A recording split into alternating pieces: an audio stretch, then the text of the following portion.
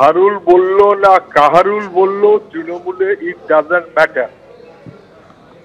এই বাহারুলরা যারা ওখানে আছেন, রাজ্জাক খুনের পর তাদের বেশিরভাগ আবার নতুন করে সিকিউরিটি পেয়েছে। মানুষের ট্যাক্সের টাকায় পুলিশ পাহারা দিচ্ছে তৃণমূলের নেতাদের, যাদের মধ্যে এই খুনের ঘটনায় যুক্তরা আছেন। এখন একটা এমন কাণ্ড দাঁড়িয়েছে পশ্চিমবাংলায়, মানুষ সব টের পেলে হতবাক হয়ে যাবেন যে প্রতিদিন ঘটনা ঘটছে।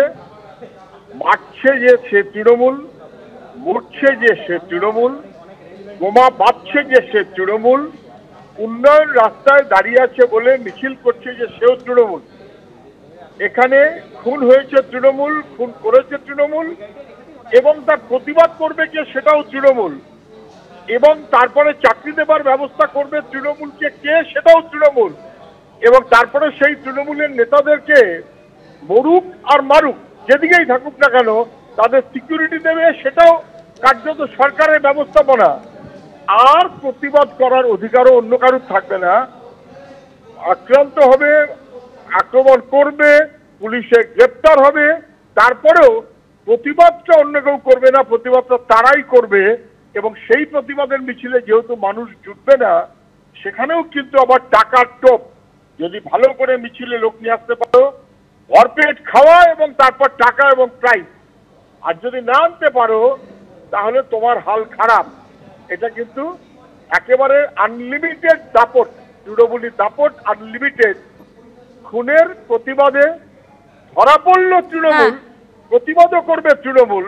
একেবারে সুজনদা, আপনাকে অনেক ধন্যবাদ। ভাঙড়ে প্রতিবাদ মিছিল ঘিরে তৃণমূলের জেলা কর্মাধ্যক্ষের যে ফরমান, যেখানে তিনি বলছেন যে রাজ্জাক খানের খুনের প্রতিবাদ মিছিলে লোক ভরাতেই হবে, আর যদি না ভরানো হয় তাহলে সব ধরনের সুযোগ সুবিধা থেকে তারা বঞ্চিত হবে।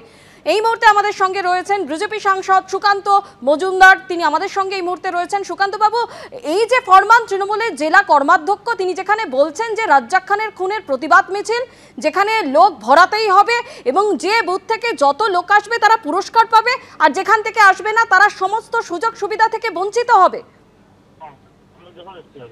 দেখুন, এই ধরনের তালিবান রাজত্ব তৃণমূল কংগ্রেসের আমলে পশ্চিমবঙ্গ জুড়ে হয়েছে। ভাঙড়ে সেটা ফুড়ে সামনে বেরিয়ে গেছে, মাটি ফুড়ে, তাই আপনারা দেখতে পাচ্ছেন, আমরা দেখতে পাচ্ছি। তৃণমূলের মিছিলকে এইভাবেই লোক ভরানো হয়।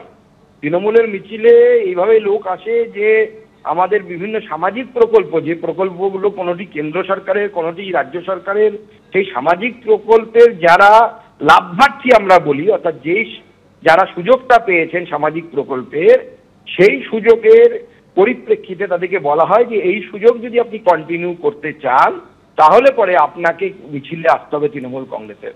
এবং অদ্ভুতভাবে দেখুন, খুন হয়েছে তৃণমূল কংগ্রেস, খুন যে করেছে বলে পুলিশ একজনকে যে গ্রেপ্তার করেছে সেও তৃণমূল কংগ্রেসের নেতা।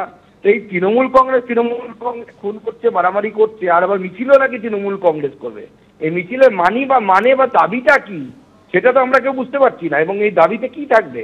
এবং এই ধরনের তালিবানি শাসন জোগাড় করে তৃণমূল কংগ্রেস চাইছে গোটা রাজ্যে তাদের জিম্মি করতে, এবং এইভাবে সাধারণ মানুষের উপর অত্যাচার করে তারা ক্ষমতায় টিকে থাকতে চাইছে। কিন্তু সেই আশায় বালি, আর বেশি দিন সেই আশা রাখার দরকার নেই। 26-এ তৃণমূল কংগ্রেসকে বাংলার জনতায় ফরমান দিয়ে ক্ষমতা থেকে সরিয়ে দেবে, চেয়ার থেকে সরিয়ে দেবে।